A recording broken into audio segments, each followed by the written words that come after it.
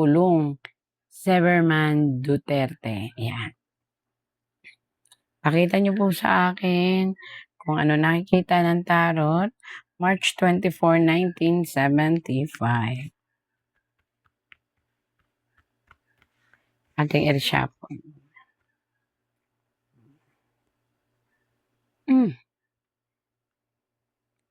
Itong taong ito ay, kumbaga, hindi mo siya mapagsasalita ng mga bagay-bagay kasi lagi lang siya nakatingin. Kung di mo tatanungin, hindi sasagot at nakangiti lang. Marami siyang, eto yun kaya nakita nyo, isang bata na full of love siya. Kaya ganun ang karakter niya at makananay to mapagmahal siya.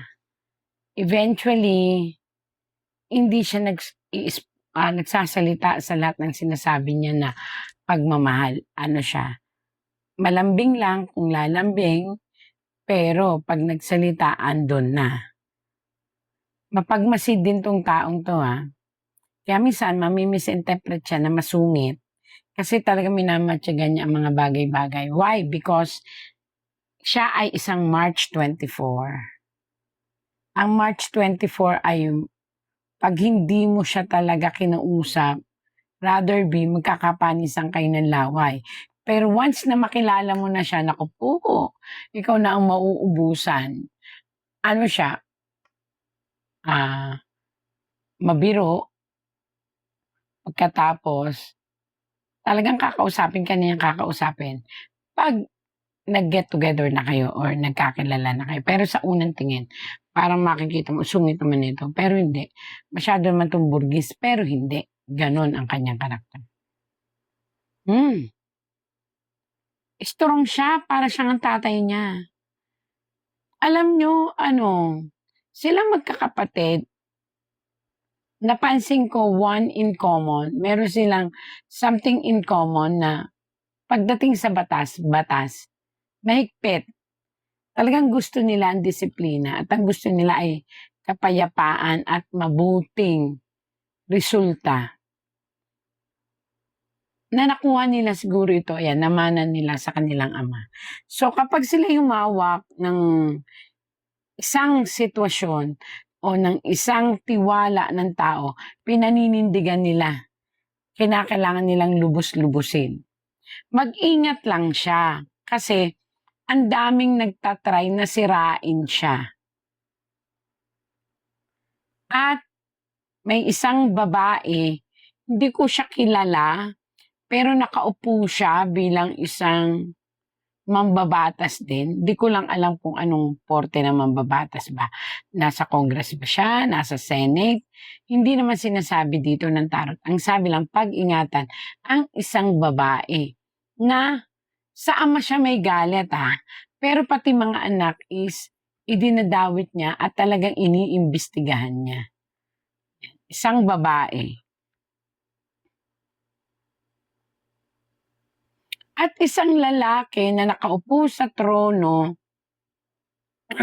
maaaring ito'y sundalo or police or something. Diyan lang mamimili. Basta ito'y isang lalaki na ito ay super ang galit, pakaingatan kasi ito yung talagang kahit walang ginagawa is kakalkalin at kakalkalin, mag-iimbestiga at mag-iimbestiga.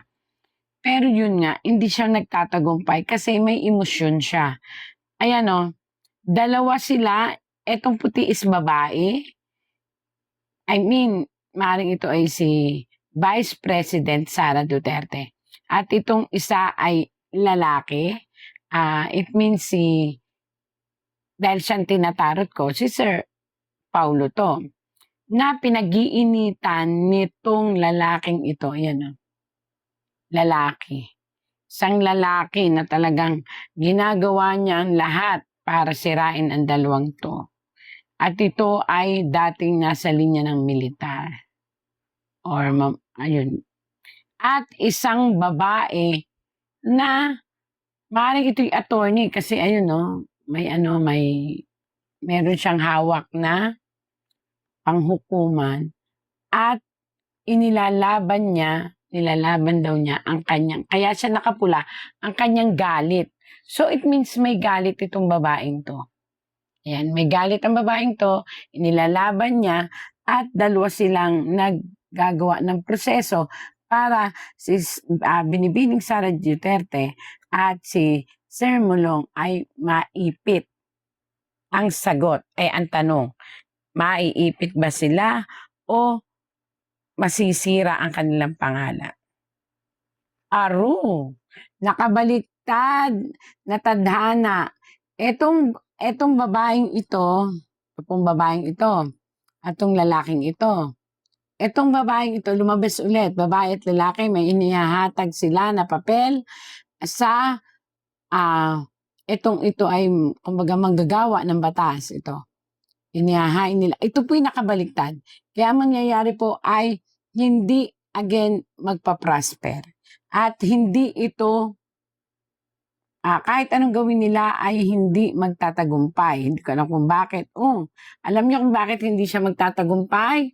Kasi dadaan po ito sa korte pa rin. At ang may say pa rin ito ay ang pinakamataas na hukom ng Pilipinas. You're pregnant? We're having a child? We had a child, and it's gone now because it's you. Pilipinas.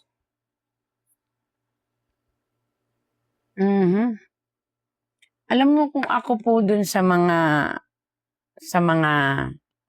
nagbibigay ng aligasyon, ito,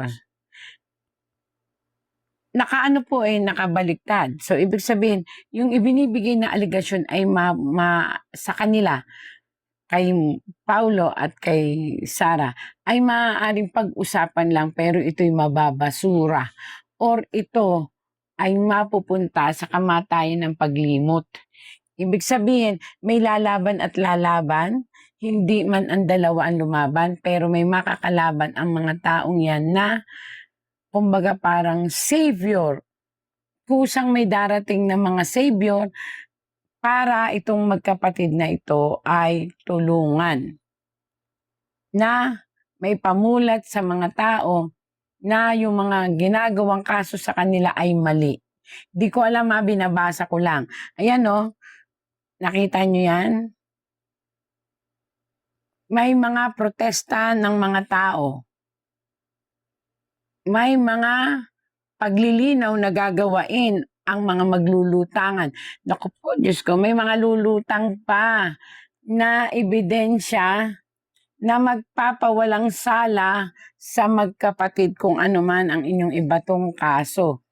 At pagkaingatan ang pagkakaroon ng isang matinding adhikain ng mga taong magkaisa-isa. Ayan po, magkakaroon po ng isang mensahe kung saan nakabaliktad na po ang lalaking ito. Ang lalaking pong ito, ang ibig sabihin po, ito ay simbolo ng kawalang hustisya. Ibig sabihin, makikita, kaya po siya nakadikit sa puno. Ang puno po ay ang pinakamatibay na batas, kung ang hukom at ang mga tao. Ibig sabihin po nito, may hinihintay lang po si Juan de la Cruz. Pag sinabing Juan de la Cruz, nickname, ano lang po, using name lang yon, pero it pertains and it's saying na Juan de la Cruz, mga tao, tayo, yan. Ibig sabihin, nagre-represent lang ang pangalang Juan de la Cruz sa mga mamamayan ng masa ng tao. Magkakaroon ng isang maatikabong pagsasama-sama ng mga tao. Wala na itong, anong tawag dito? Wala na itong pinipili. Lahat ay lalabas at lahat ay makikialam. Malapit na po ito. Yun po ang sabi ng tarot. Makikialam, lumabas po kay Sir Pulong. May mga maglalabasan sa karsada ng mga tao, grupo ng mga tao, at mula doon po ay mag-uumpisa ang pagbagsak ng ating gobyerno. Kaya pag-ingatan po yung mga